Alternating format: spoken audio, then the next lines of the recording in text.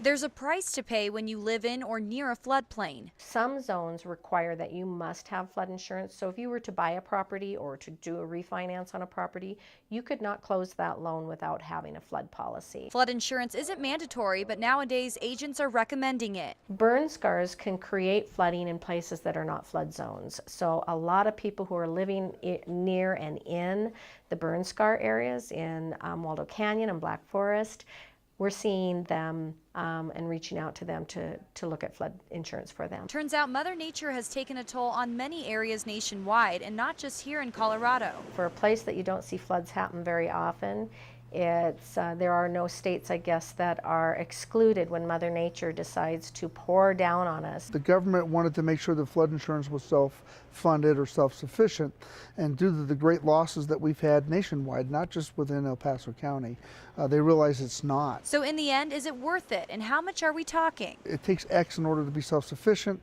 Do we get the X overnight, or do we work it over time so it's not so expensive for the individuals that are buying the flood insurance? It depends, because we do have to go in and pull that floodplain and the zoning information. So depending on what zone they're in, there's going to be some zones, if they are not in a mandatory flood insurance, it's going to be less expensive. In El Paso County, Kristen Leone, Fox 21 News.